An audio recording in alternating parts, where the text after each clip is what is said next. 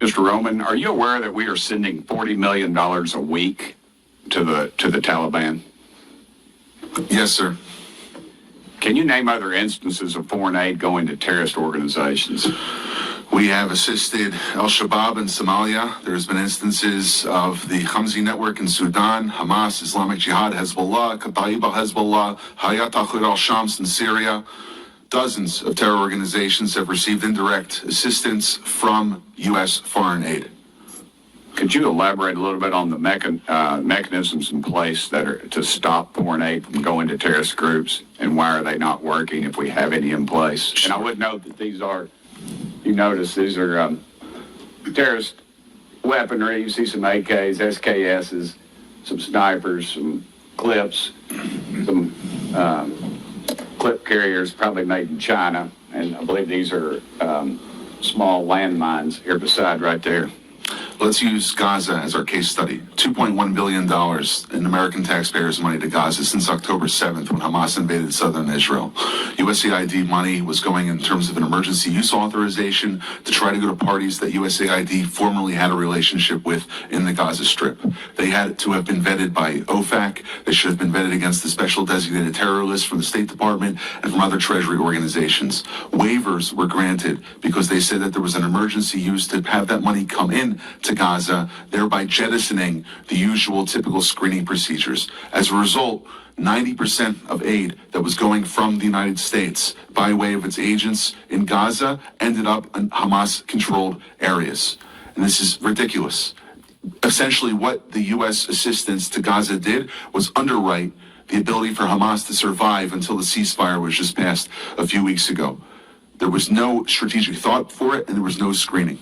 Seems like the emergency might have been armed terrorists to kill civilians. Would that be accurate? That's accurate, and even more than that, Samantha Powers, the administrator for USAID, was intent on having Israel not be able to defend itself. To not be able to defend it. Correct.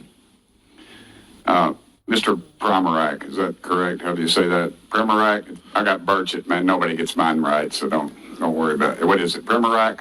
Perfect. All right, thanks, brother. How did terrorists exploit our foreign aid loopholes? Well, we have a lot of our Can international. you pull your mic up? I'm sorry. Can you hear me? Yes, sir. You have international NGOs and UN agencies actively lobby here in Washington, D.C. against vetting policies that would prevent it. I was the senior vetting officer at USAID, and what Hold we on a second. did. Did you say United Nations is doing this? The UN? Sure, everybody who's getting money lobbies here. That they're lobbying against us. I'm sorry, Mr. Roman. There's actually someone who used to work for one of those lobbies, the largest NGO lobby, Interaction. One of our co-witnesses here worked for them from 2018 to 2023.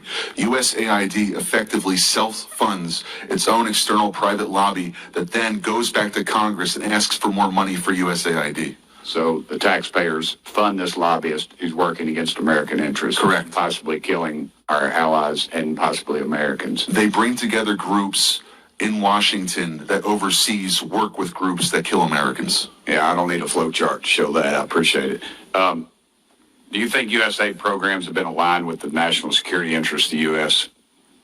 No, they have not. They have actually helped China. Mr. Roman? No. Okay. How do these programs compromise our national security, Mr. Pramarak? They actually push China. They actually push much of the world towards China on the green energy agenda. They push people, ordinary people, billions of people towards China because of the resentment caused by our social re-engineering.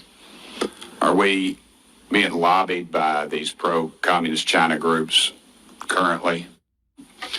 Well, a lot of these countries don't even have to lobby because they get the money anyway, like South Africa.